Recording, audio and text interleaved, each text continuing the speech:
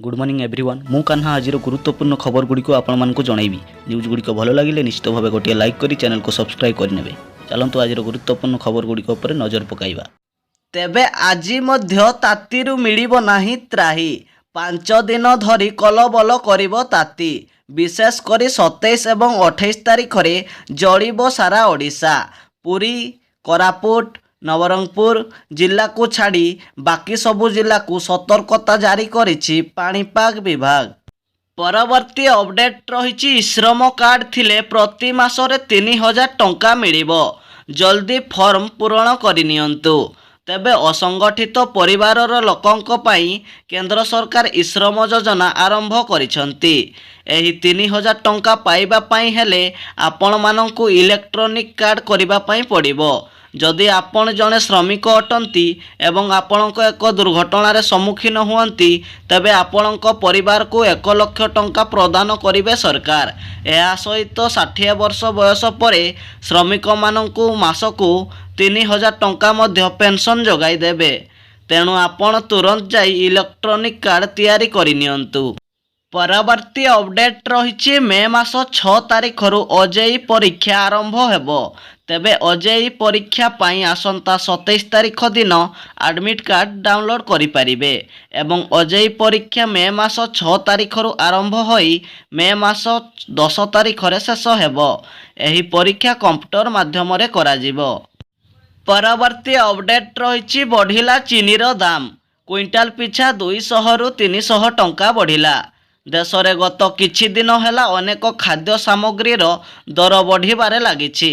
एहारे भितरे जदि देखिबा चीनीर दर भी क्विंटाल पिछा 200 रु 300 टंका बढ़ी जाइछि।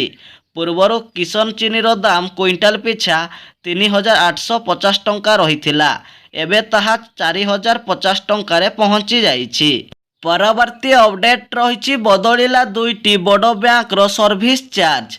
एप्रिल मास शेष हेबाकु जाउथबा बेले येस बैंक एवं आईसीआईसी बैंक रो बड़ परिवर्तन आनिछि।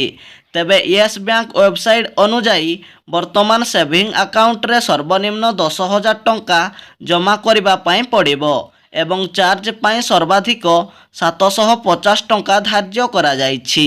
सही भली आईसीआईसी बैंक वेबसाइट अनुजाई बैंक संचय खाता सहित जड़ित सेवा चार्जर नियम परिवर्तन करा जाइछि। वर्तमान डेबिट कार्ड पाई सहरांचल रे रहुथुबा ग्राहक माननकु वर्षकु 200 टंका एवं ग्रामांचल रे रहुथुबा ग्राहक माननकु 99 टंका देबा पई पड़िबो। एहा सह चेकबुक पाई मध्य 4 टंका देबा पई पड़िबो। परवर्ती अपडेट रही आजिठु सारा राज्य रे स्कूल छुट्टी रहिबो। प्रचंड खरा को दृष्टि रे रखी विद्यालय एवं गणशिक्षा विभाग 18 रु 20 दिन पर्यंत खरा छुट्टी घोषणा कर देइछंती। परवर्ती अपडेट रही ब्यान हैला भारतीय मसला। तेबे भारतीय मसला कंपनी एमएचडी एवं एवरेस्ट मसलार व्यवहार उपरे कटकणा लगाइछंती सिंगापुर एवं हांगकांग देश। तेबे एही दुई देशर खाद्य सुरक्षा कर्तृपक्षक ठारू तथ्य मागिछंती नरेंद्र मोदी। परवर्ती अपडेट रही हिंजिड़ीरू निर्वाचन पाई प्रचार आरंभ कले नवीन पट्टनायक। तेबे मैदान को ओह्लाइछंती बीजेडी सुप्रीमो तथा मुख्यमंत्री नवीन पट्टनायक। निज निर्वाचन मंडली हिंजिड़ीरू प्रचार आरंभ करिछंती मुख्यमंत्री नवीन पट्टनायक।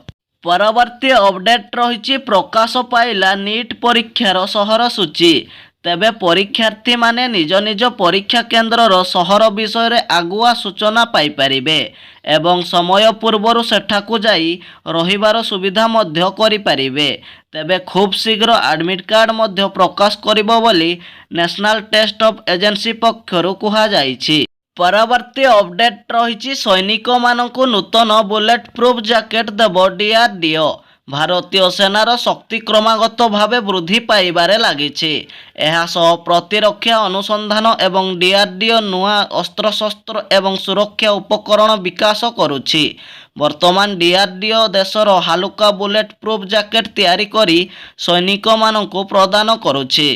परवर्ती अपडेट रही पिलांकु मिलिबो मागणा राशन। तेबे आज ठारू सारा राज्य रे छुट्टी घोषणा करा जाइछि। एही छुट्टी समय रे प्रथम रु अष्टम श्रेणीर पिलामानंकु मध्याह्न भोजन पाई सुखिला राशन दियाजिबो।